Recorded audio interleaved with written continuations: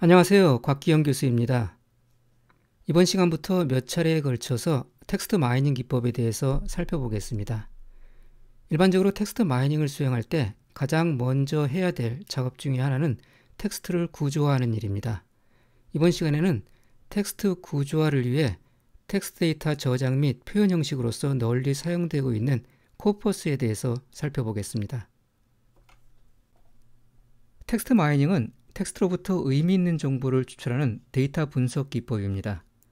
텍스트 분석 또는 텍스트 애널리틱스라고도 우리가 부르기도 합니다.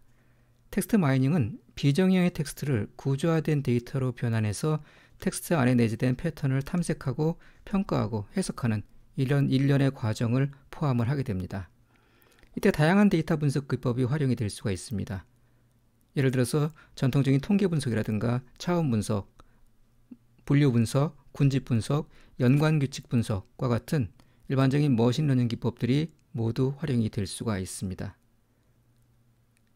이러한 데이터 분석 기법을 이용해서 구조화된 텍스트 데이터로부터 의미 있는 정보를 추출하고 그것을 적용을 하고 탐색을 하게 됩니다.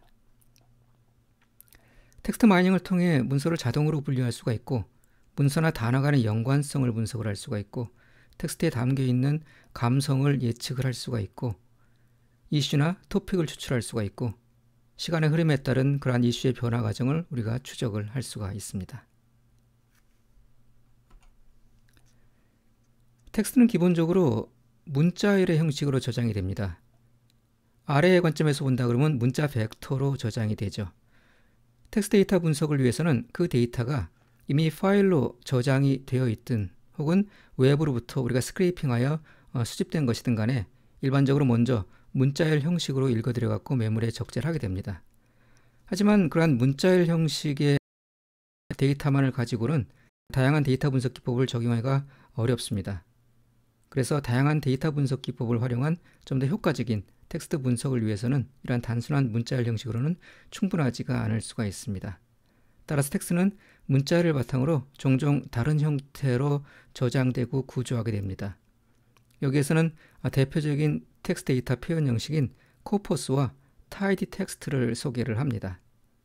또한 이러한 형식으로 저장된 텍스트 데이터를 대부분의 텍스트 분석 기법에서 요구하는 형태인 문서 용어 행렬로 구조하는 방법을 다루게 됩니다. 먼저 코퍼스에 대해 살펴보겠습니다. 일반적으로 분석 대상이 되는 개별 텍스트를 문서라고 합니다. 이러한 문서의 집합을 코퍼스라고 합니다. 코퍼스에는 텍스트와 함께 문서에 대한 부가 정보인 메타데이터도 포함이 됩니다. 메타데이터는 문서를 설명해주는 데이터를 의미하고 문서의 작성자라든가 작성 일시라든가 제목, 언어와 같은 다양한 정보를 포함을 하게 됩니다.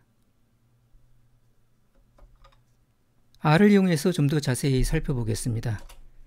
텍스트 마이닝 라이브러리 가운데서 많이 사용되고 있는 TM 패키지를 이용을 해보겠습니다. 먼저 TM 패키지를 메모리에 적재를 하고요.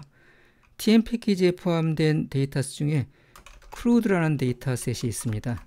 CRUD 데이터셋을 불러와서 그 내용물을 보시면요. 이런 형식으로 출력되는 걸 볼 수가 있습니다. 이 TM 패키지에 포함되어 있는 CRUD 데이터셋은 원유에 대한 뉴스 기사를 코퍼스 형식으로 제공을 합니다.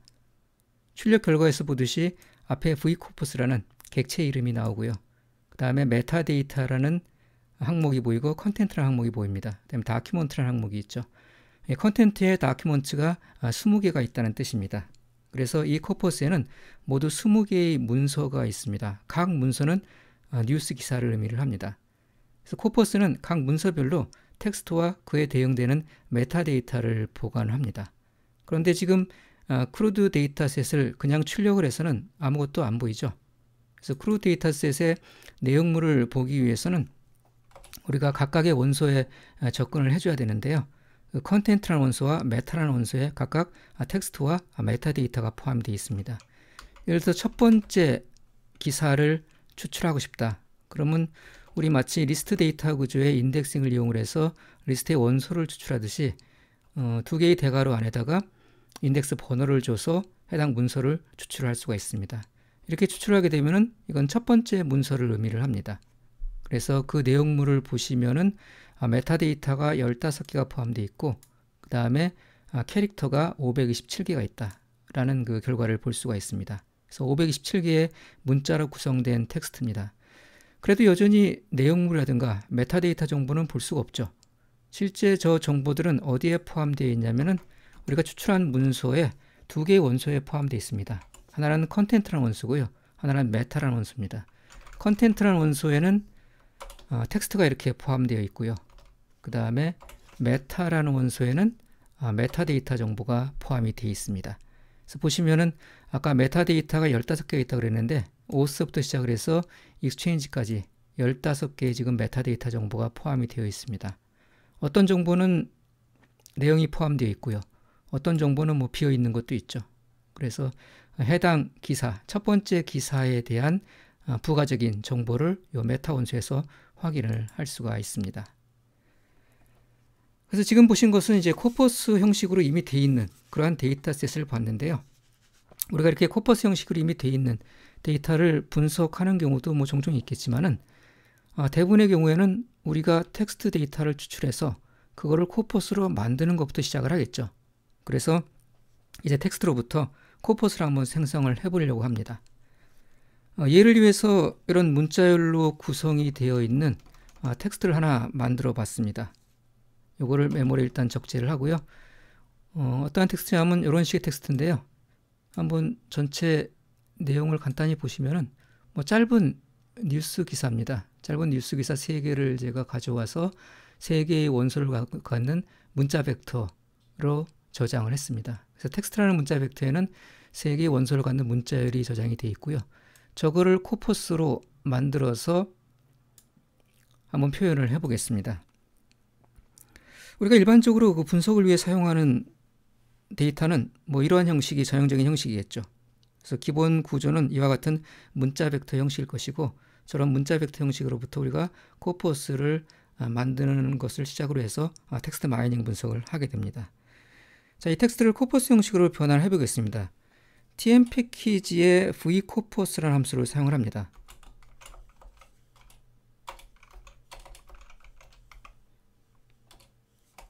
이 vcorpus라는 함수는 우리가 다양한 소스로부터 읽어드린 텍스트를 코퍼스 형식으로 변환을 해줍니다.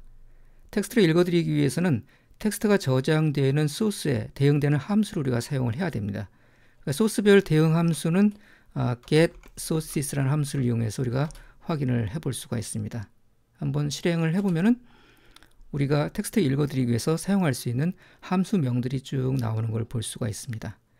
함수명을 보시면은 대부분 어떤 소스로부터 우리가 텍스트를 읽을 때 사용하는지를 알 수가 있습니다. 예를 들면 첫 번째 있는 이 데이터 프레임 소스라는 함수는 말 그대로 이제 데이터 프레임이 텍스트의 소스인 그러한 경우에 사용할 수 있는 함수입니다.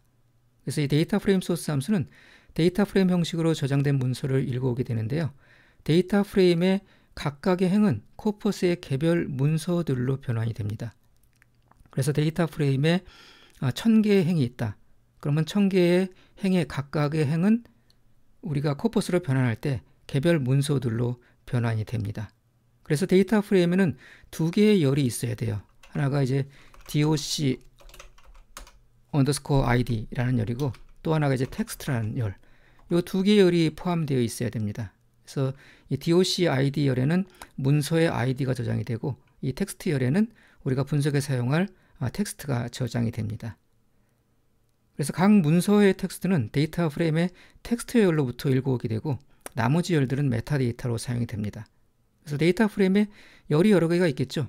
그 중에 중요한 거는 그 문서 아이디를 나타내는 도구 아이디 열이 있어야 되고요. 그 다음에 텍스트라는 열이 있어야 됩니다. 그 나머지 열들에는 예를 들면 그 문서의 작성자라든가 작성 시점이라든가 뭐 소스라든가 분류라든가 이런 부가적인 정보를 제공해서 저장을 해 놓을 수도 있을 거 아니에요. 그러면 이제 그 정보들은 이 문서의 메타데이터로 자동으로 사용이 됩니다. 그 다음에 dir source라는 이 함수도 우리가 유용하게 사용할 수가 있는데요. 파일들이 어떤 폴더에 저장이 되어 있으면은 그 폴더 내의 파일들을 읽어와 갖고 코퍼스로 만들어 주게 됩니다. 그래서 폴더 내 각각의 파일들은 코퍼스의 개별 문서들로 변환이 됩니다.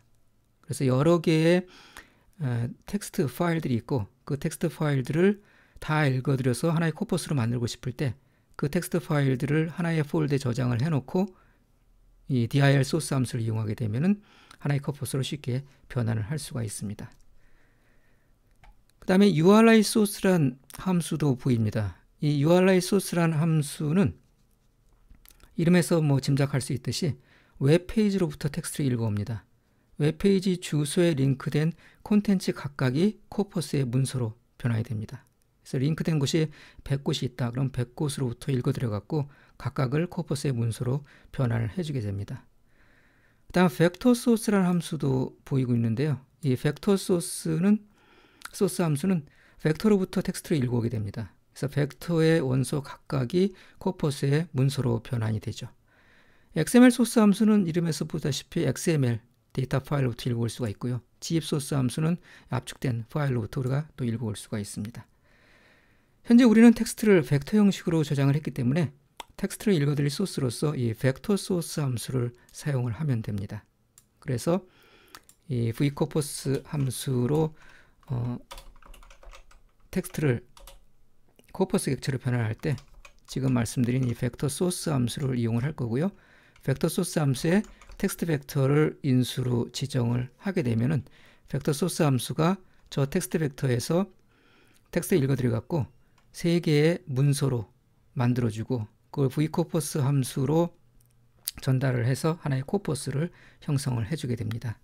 그래서 이렇게 vcorpus 함수로부터 생성된 결과를 제가 corpus.docs란 이름으로 한번 저장을 해 보겠습니다. 그래서 corpus.docs의 클래스를 한번 보시면요. 예, vcorpus라는 객체 이름이 나오는 걸 볼 수가 있죠. 그래서 이 vcorpus, 결과적으로 이 corpus라는 객체인데요. 이러한 그 객체로 바뀌어 있는 것을 볼 수가 있습니다. 이렇게 생성된 코퍼스에 대한 요약 정보를 얻기 위해서는 간단히 코퍼스 객체를 프린트를 하거나 인스펙트 함수하고 대괄호 하나를 사용하는 인덱싱을 이용을 하면 됩니다. 그래서 지금 생성한 코퍼스 객체 이름을 이렇게 화면에다가 프린트를 해서 코퍼스 객체에 대한 요약 정보도 얻을 수가 있고요.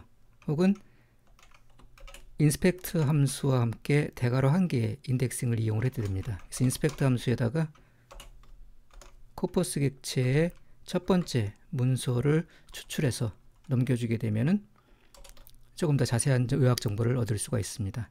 첫 번째 문서는 7개의 메타데이터로 구성되어 있고 그 다음에 문자는 72개다 하는 정보를 우리가 볼 수가 있습니다.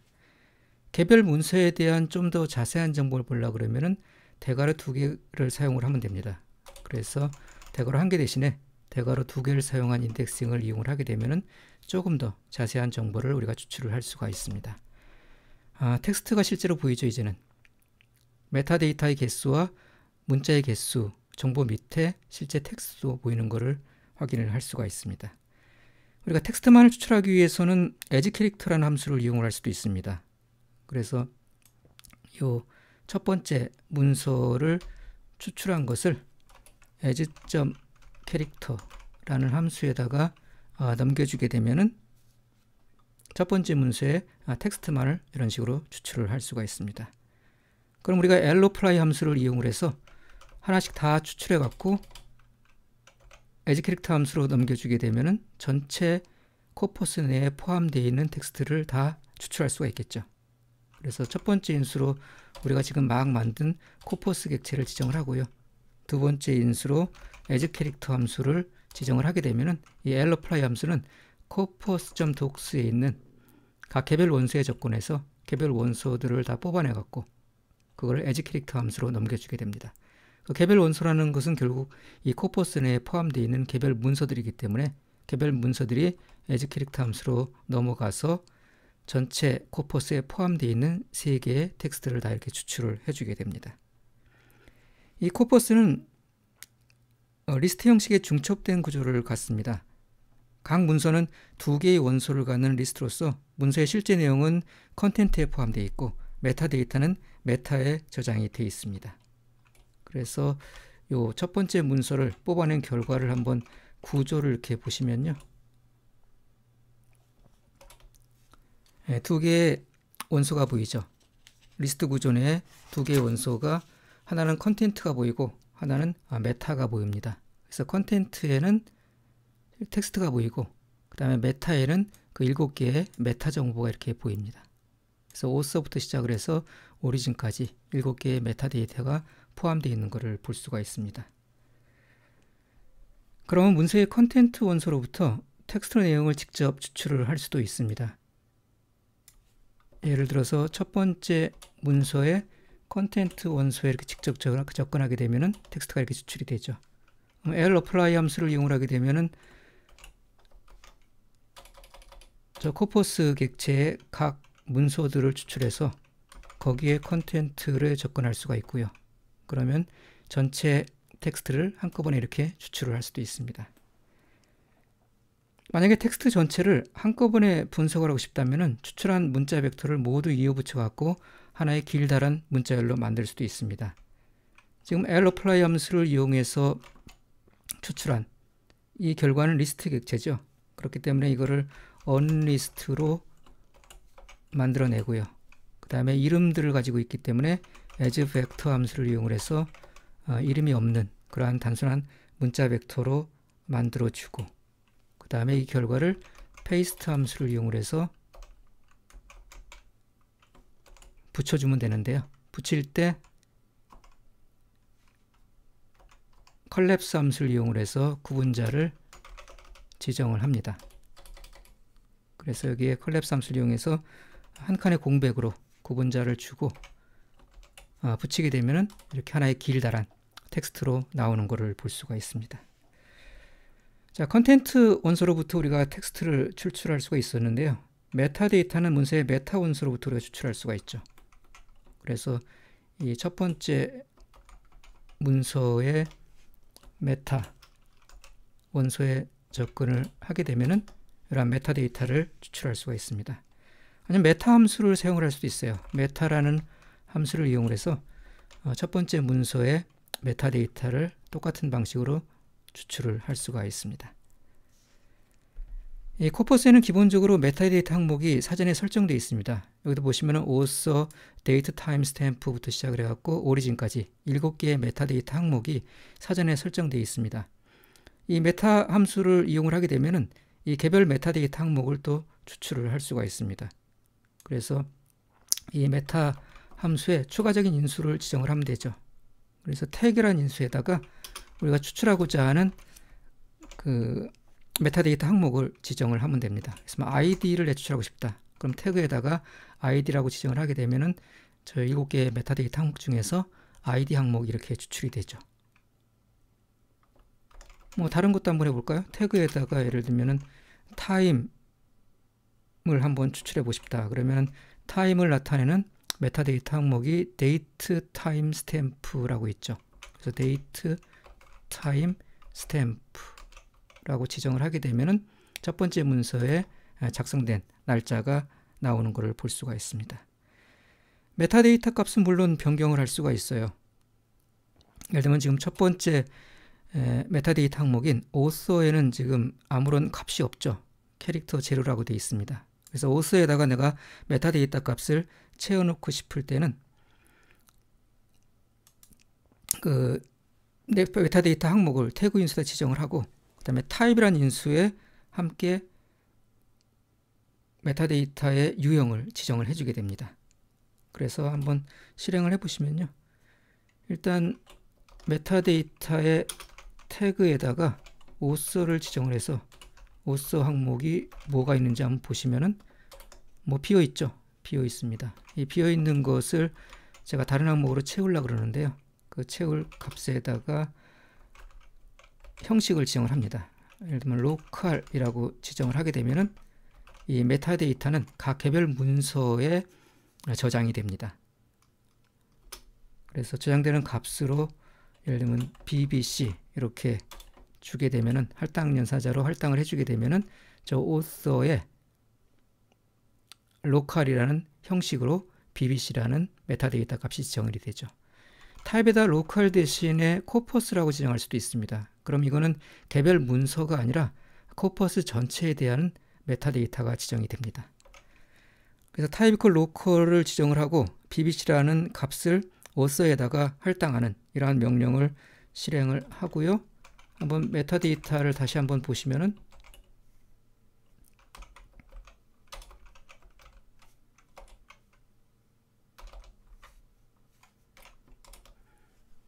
비어있던 author 데이터 항목이 bbc로 채워져 있는 것을 볼 수가 있습니다. 메타데이터를 모든 문서에 한꺼번에 채워넣을 수도 있습니다. 세 문서의 그 author 메타데이터를 예를 들면 bbc, cnn, fox 이렇게 한꺼번에 채워넣으려 그러면은 저 채워넣을 값들을 벡터로 만든 다음에 앞서와 유사한 방식으로 처리를 해주면 됩니다. 그래서 채워넣을 값들을 일단 벡터로 하나 생성을 하고요.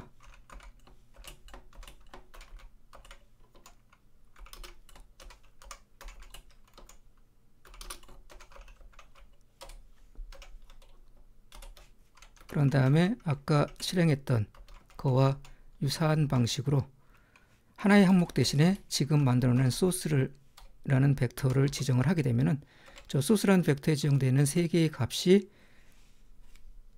author라는 메타데이터 항목에 차례대로 채워지게 됩니다. 물론 여기에는 첫 번째 문서만 채우는 게 아니라 모든 문서에 채우는 거기 때문에 이렇게 바꿔줘야 되죠. 그래서 실행을 해보시면은 그리고 한번 추출을 해서 내용물을 보시면은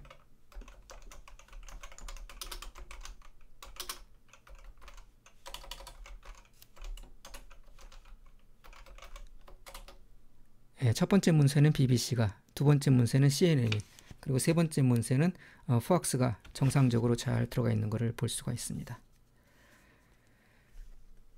자, 지금까지는 그 기존에 정의된 그런 메타데이터 항목에 대해서 한번 작업을 해봤는데요. 이런 사전에 정의된 메타데이터 항목이 아니라 내가 추가로 새로운 항목을 생성하고 싶을 때가 있겠죠. 그럴 때도 유사한 방식으로 처리를 해주면 됩니다. 태그라는 인수에다가 새로운 항목을 우리가 선언을 해주고요.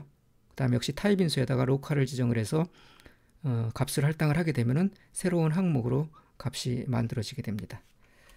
예를 들면 새로운 항목으로 이제 캐테고리라는 항목을 만들어 볼게요. 그래서 캐테고리라는 벡터에다가 한번 각 기사의 뉴스 캐테고리를 한번 지정을 해 보겠습니다.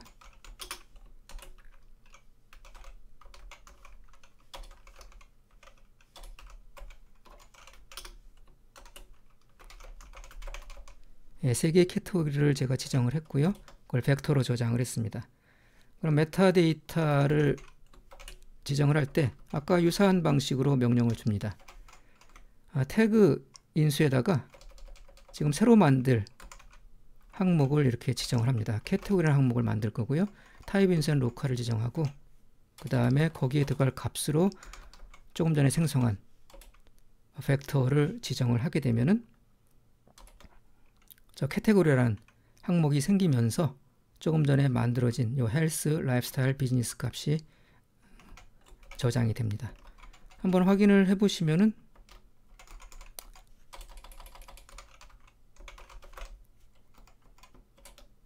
네, 세 개의 문서에 각각 헬스와 라이프스타일과 비즈니스가 저장이 된 것을 볼 수가 있습니다. 이 세 개 항목은 캐테고리 내에 지금 저장이 되어 있는 거죠. 메타데이터 항목을 지우기 위해서는 해당 항목을 null 값으로 변경을 하면 됩니다. 그래서 예를 들면은 우리 원래 메타데이터에 마지막에 오리진이라고 있었죠. 이 오리진을 한번 삭제를 해 보겠습니다. 그러면은 우리 변경하는 것과 그런 똑같은 명령어에서 할당되는 값만 null 값으로 할당을 해주면 됩니다. 그래서 지금 변경하고자 하는 메타데이터 항목 이름이 오리진이고요. 그럼 태그에다가 오리진을 저장을 하고요. 그다음 타입은 로컬로 지정을 하고 할당될 값으로 null을 지정을 하게 되면은 저 오리진이라는 메타데이터 항목이 삭제가 됩니다. 한번 실제로 삭제가 됐는지 확인을 해 보시면은요.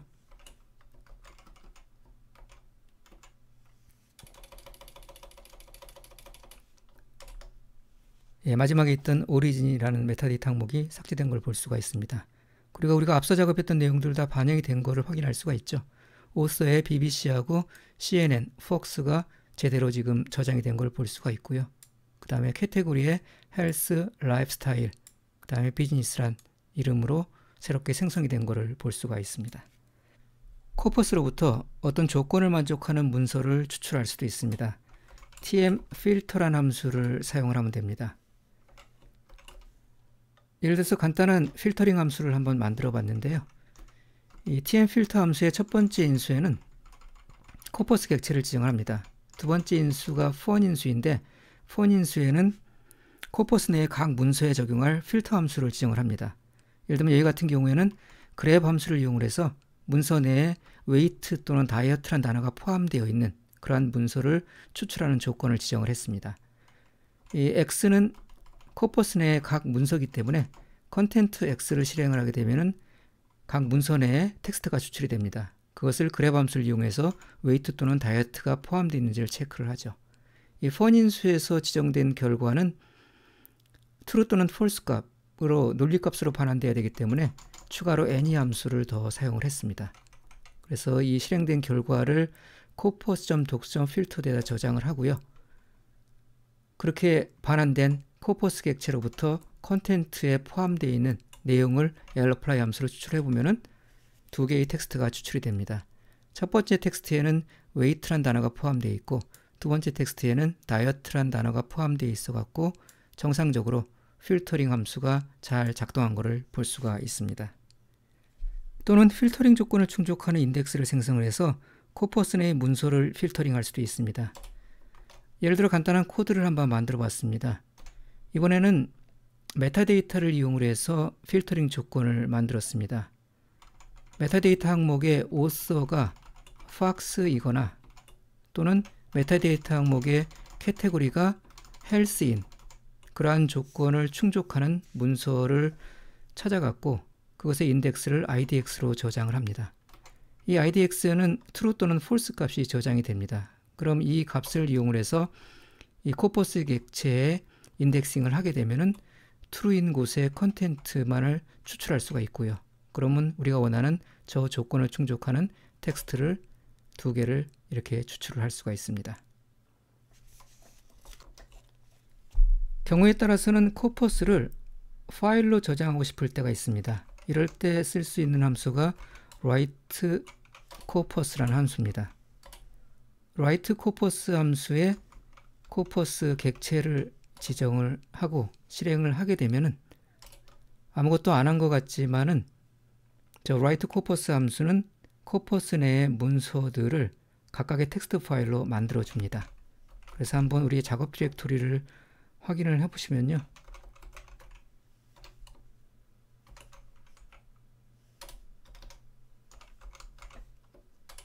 세 개의 텍스트 파일이 생성이 되어 있는 것을 볼 수가 있습니다. 각 문서당 한 개씩 텍스트 파일이 생성이 됩니다. 그래서 10개의 문서가 포함되어 있으면 10개의 텍스트 파일이 생성이 되죠. 이런 식으로 우리가 코퍼스 내에 문서를 텍스트 파일로 만들 수가 있습니다. 텍스트는 기본적으로 비정형 데이터입니다. 그래서 텍스트 데이터에는 분석에 불필요하거나 때로는 분석을 방해하는 요소들이 포함되기 마련입니다. 예를 들어서 HTTP로 시작하는 URL이라든가 숫자라든가 문장부호라든가 이런 것들은 우리가 대부분 분석에서 필요하지 않은 요소들이기 때문에 이러한 요소들은 제거를 할 필요가 있습니다. 이러한 데이터 전처리를 통한 데이터 정제 작업은 텍스트 분석에 있어서 가장 중요한 작업입니다. 왜냐하면 깔끔하게 정제되지 않은 데이터는 분석 결과에 영향을 미칠 수도 있기 때문입니다. 또한 데이터 정제 작업은 가장 귀찮은 작업이기도 합니다. 왜냐하면 데이터 정제는 대체로 한 번에 끝나지 않고 반복적인 과정을 거쳐서 이루어지게 되고 매 단계마다 그 이전 단계에서 미처 알지 못했던 새로운 문제가 발생할 가능성이 항상 존재하기 때문입니다. TM 패키지는 텍스트 데이터의 정제 과정을 지원하는 다양한 변환 함수를 제공을 합니다. getTransformations 함수를 이용하게 되면 TM 패키지가 제공하는 변환 함수를 확인할 수가 있습니다. 출력된 결과를 보시면은 변환 함수의 이름만으로 무엇을 하는 함수인지 추측이 대충 가능합니다. 예를 들면은 remove numbers라는 함수는 숫자를 제거하는 함수일 거고요. remove punctuation이라는 함수는 문장 부호를 제거하는 그런 함수일 겁니다. 이러한 그 변환 함수는 tmap 함수와 함께 사용을 합니다. tmap 함수의 변환 함수하고 코퍼스 객체를 인수로 제공을 하게 되면은 인수로 제공된 코퍼스 객체로부터 변환 함수를 이용을 해서 여러 가지 변환 작업을 수행을 하게 됩니다. TM 패키지에 제공하는 변환 함수를 적용하기 전에 별도의 사전 정지 작업이 필요할 수가 있습니다. 예를 들어 가장 대표적인 것이 대문자와 소문자를 통일하는 작업인데요. 대문자와 소문자가 섞여 있을 경우에 R에서는 동일한 단어를 하더라도 대소문자를 구별을 하기 때문에 서로 다른 단어로 인식을 하게 됩니다. 이처럼 동일한 단어가 다른 단어로 취급되지 않도록 하기 위해서 텍스트 내의 문자를 대문자나 혹은 소문자로 통일할 필요가 있습니다. 이때 일반적으로 모두 소문자로 변환을 합니다. 소문자로의 변환은 우리 베이스 패키지에 포함되어 있는 toLower 함수를 이용을 할 수가 있을 텐데요. 이 toLower 함수를 사용할 수 있긴 하지만은 이 함수는 tm 패키지의 변환 함수가 아니기 때문에 코퍼스 객체에는 그대로 사용할 수가 없습니다.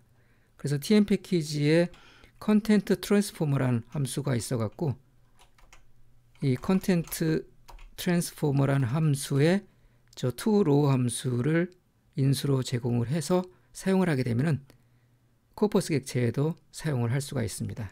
그래서 변환 함수로 제공되는 그런 함수가 아닌 경우에는 컨텐트 트랜스포머 함수와 함께 사용을 하게 됩니다. 현재 우리가 예제로 사용하고 있는 코퍼스 데이터에 대해서 데이터 정제 작업을 수행해 보도록 하겠습니다. 먼저 대문자를 모두 소문자로 바꿔보겠습니다. 우리가 tmap 함수를 이용해서 변환 작업을 하게 될 텐데요. 첫 번째 인수로 우리가 사용 중인 코퍼스 데이터 객체를 지정을 하고요. 그 다음에 이제 toLower 함수를 이용해서 모두 소문자로 바꿔줘야 되는데 아까 설명드렸다시피 toLower 함수는 코퍼스 객체에 직접 적용을 할 수가 없습니다. 그래서 컨텐트 트랜스포머란 함수를 이용을 해서 toLower 함수를 사용을 하게 됩니다. 변환 결과를 동일한 이름으로 저장을 해보겠습니다. corpus.docs라는 이름으로 저장을 하겠습니다. 그래서 실행을 해서 그 내용물을 한번 보시면은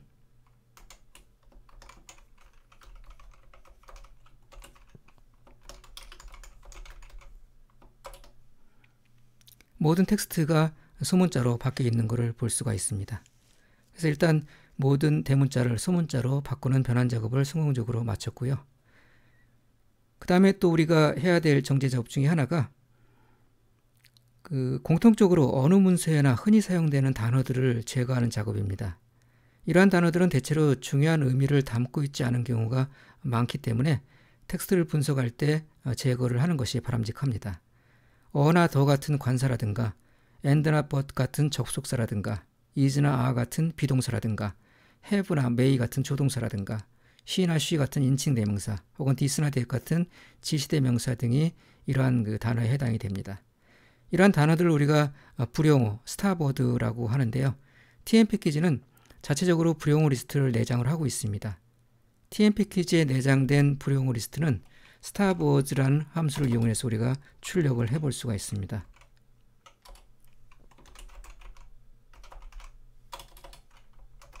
starboards에 English라는 인수를 주고 실행을 해보면은 영어로 되어 있는 starboard 불용어를 우리가 확인을 해볼 수가 있습니다.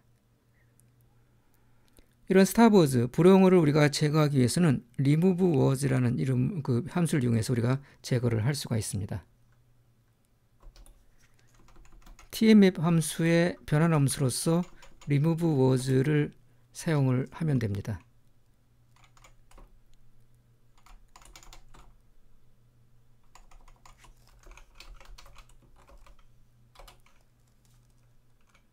그런데 remove words는 추가적인 인수를 또 지정을 해야 됩니다. 어떤 단어들을 제거할지를 지정을 해줘야 되기 때문에 우리가 조금 전에 보셨던 저 영문판 starboards 리스트를 지정을 하게 되면은 영어로 된 starboards를 제거를 할 수가 있습니다. 그래서 실행을 하고 다시 또 한번 결과를 확인을 해보면은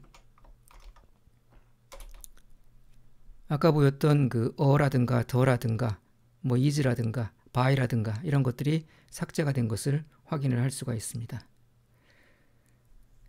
문서에 분석에 불필요한 문자열이 포함되어 있으면 추가로 제거할 수도 있습니다. 이를 위해서 문자열을 삭제하는 사용자 정의 함수를 만들면 편리합니다. 예를 들어서 myRemove란 이름으로 사용자 정의 함수를 한번 만들어 보겠습니다. 제가 만들 사용자 정의 함수도 TM 패키지에 당연히 포함된 함수가 아니기 때문에 코퍼스 객체를 직접 다룰 수가 없습니다. 그래서 아까 toRow 함수를 사용할 때처럼 컨텐트 트랜스포머 함수를 이용을 해서 함께 사용을 해야 됩니다. 사용자 정의 함수를 컨텐트 트랜스포머 함수 내에 정의를 해보겠습니다. 두 개의 인수를 받을 거고요. 첫 번째 인수로는 문자열을 받을 거고 두 번째 인수로는 패턴을 받을 겁니다. 그래서 저 패턴에 대응되는 부분을 X 문자열에서 찾아갖고 삭제하는 그러한 코드를 작성을 하겠습니다.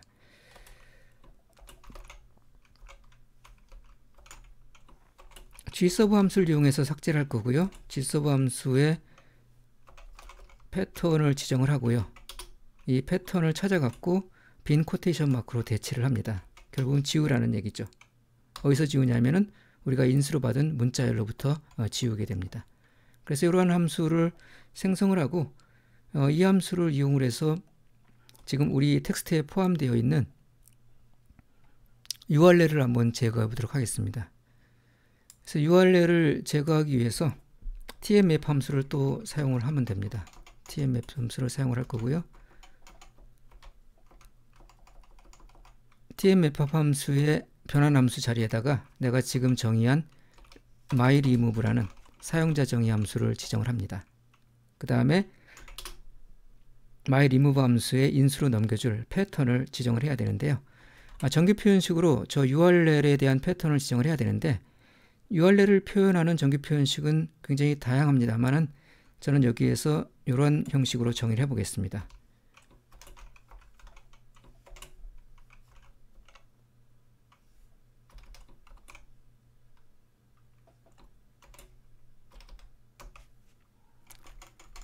그래서 FTP나 HTTP로 시작을 하고 그 다음에 뭐 스페이스를 제외한 어떤 문자든 하나 이상 오고요. 그 다음에 스페이스 문자가 다수 와도 되는 그러한 그 패턴을 정의를 하게 되면은 간단한 정기 표현식의 형태로서 URL을 제거를 할 수가 있습니다. 그래서 myRemove 함수에다가 저러한 URL을 표현하는 정규 표현식을 지정을 해서 해당 URL을 제거하도록 명령어를 줘보겠습니다. 그래서 실행을 해보시면은 URL이 지금 제거된 것을 볼 수가 있죠. 그래서 이런 방식으로 myRemove 함수를 이용을 하게 되면은 변환 함수를 통해서 제거할 수 없는 그러한 패턴들을 또 삭제를 할 수가 있습니다. 그 다음으로 텍스트 내에 포함되어 있는 문장 부호를 삭제를 해보겠습니다. 변환 함수로서 remove punctuation 함수를 우리가 이용을 할 수가 있습니다. 그래서 tmap 함수의 변환 함수로서 remove punctuation 함수를 지정을 하게 되면은 텍스트 내에 포함되어 있는 각종 문장 부호들이 제거가 됩니다. 그래서 실행 결과 보시면은 점이라든가 쉼표라든가 이런 것들이 제거가 되어 있는 걸 볼 수가 있습니다. 텍스트 내에 포함되어 있는 숫자는 일반적으로 텍스트의 의미에 기여하는 정도가 작습니다. 그렇기 때문에 텍스트 분석에 있어서 숫자는 대체로 관심의 대상이 아닌 경우가 많습니다. 하지만 물론 이제 항상 그런 것은 아닙니다. 예를 들어서 텍스트를 분석하는 데 있어서 특정 연도가 출현하는 횟수에 관심이 있다 그러면은 이때 연도에 해당하는 숫자는 분석의 대상이 되어야 됩니다. 지금 같은 경우에는 숫자가 큰 의미가 없기 때문에 텍스트 내 숫자를 제거를 해보겠습니다. 숫자를 제거하는 변환 함수는 remove numbers라는 함수를 사용을 하면 됩니다. 그래서 remove punctuation 함수 대신에 remove numbers를 지정을 해갖고 숫자를 우리가 제거를 할 수가 있습니다. 자, 실행을 하고 결과를 보시면은 숫자가 제거된 걸 볼 수가 있죠. 여기 160000이라고 써있는 숫자가 제거된 것을 확인을 할 수가 있습니다. 문선에 포함된 공백은 종종 하나의 단어로 취급되기도 합니다. 그래서 공백을 없애는 것도 중요한 전처리 작업 중에 하나입니다. 사용할 수 있는 변환 함수는 strip white space라는 그런 함수입니다. 그래서 tmap 함수의 변환 함수로서 strip white space라는 함수를 지정을 하고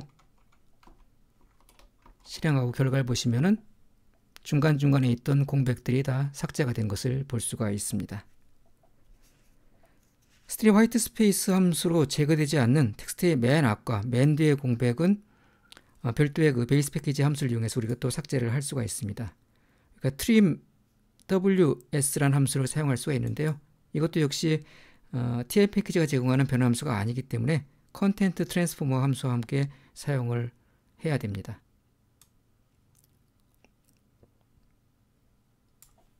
그래서 앞뒤에 포함되어 있는 공백을 마저 한번 제거를 해보도록 하겠습니다.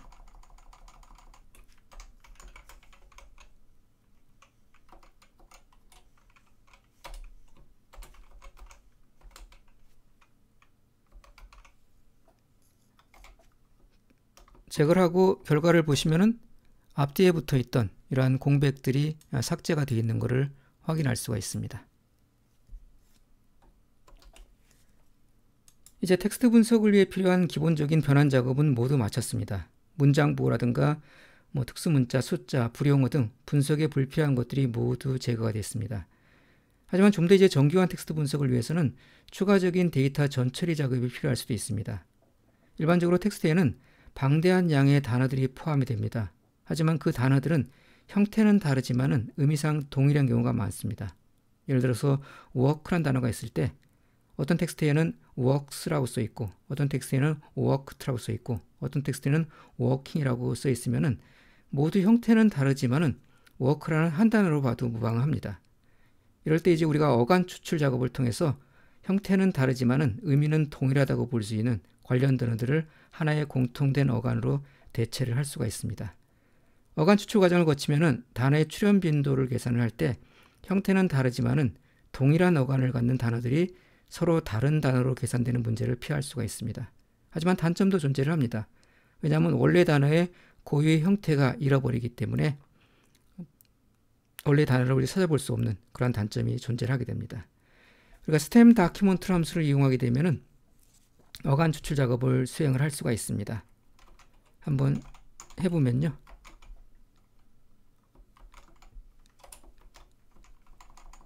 tmap 함수의 변환 함수로서 stem document라는 함수를 지정을 합니다.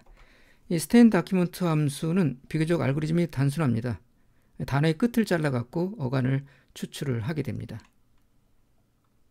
그래서 실행을 하고 결과를 보시면은 우리 얘 같은 경우에는 이 다이어팅이라는 단어와 다이어트라는 단어가 있었는데 다이어팅에서 이 ing를 띄어넣어갖고 다이어트로 지금 만들어진 걸 볼 수가 있습니다. 그러면 다이어트란 단어하고 다이어팅이라는 단어 두 개의 단어가 별개의 단어로 취급되지 않고 하나의 단어로 우리가 인식할 수 있도록 변환이 이루어질 수가 있죠. 이런 어간 추출 후에는 변환이 올바르게 이루어지는지 점검을 할 필요가 있습니다. 이 스템 다큐먼트 함수는 기대한 대로 동작하지 않을 수도 있습니다. 예를 들면은 여기 이코노미스트라는 단어가 있고 그 다음에 이코노미라는 단어가 있는데요. 이 두 개의 단어는 사실 다른 단어죠. 그래서 우리 스템 다큐먼트 함수를 이용을 하더라도 이 이코노미스트와 이코노미는 서로 다른 단어로 취급돼서 이렇게 어간 추출이 된 걸 볼 수가 있습니다. 그런데 제가 이 텍스트 분석을 할 때 저거 두 단어를 같은 단어로 취급을 하고 싶을 수도 있습니다. 이럴 경우에는 별도로 우리가 작업을 통해서 동일한 작업으로 되도록 대체하는 작업을 전처리 작업을 해줄 수가 있습니다. 예를 들면은 tmap 함수를 이용을 해서 저 이코노미스트와 이코노미를 같은 단어로 대체를 해볼 수도 있습니다. 그러면 코퍼스 객체를 지정을 하고요.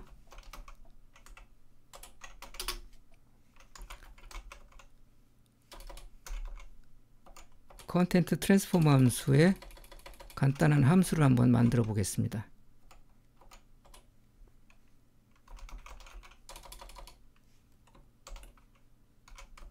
G서브 함수를 이용을 해서 이코노미스트를 이코노미로 한번 대체를 해보겠습니다. 그럼 G서브 함수를 이렇게 지정을 하고요. 그 다음에 G서브 함수에 들어갈 인수들을 그 이후에 지정을 해줍니다. 그래서 패턴 인수에다가 이코노미스트 지정을 하고 대체할 단어 리플레이스먼트 인수에다가 이코노미를 지정을 합니다. 다시 말해서 이 이코노미스트를 여기 있는 이코노미로 바꿔갖고 두 개를 동일한 단어로 취급을 하겠다는 뜻이죠. 그래서 이걸 실행을 해서 우리 코퍼스 독스에다가 똑같이 한번 또 지정을 해보겠습니다. 그럼 이걸 실행을 하게 되면은 이코노미스트란 단어가 이코노미로 바뀌게 되겠죠. 한번 실행을 하고 apply 함수를 이용해서 결과를 보겠습니다.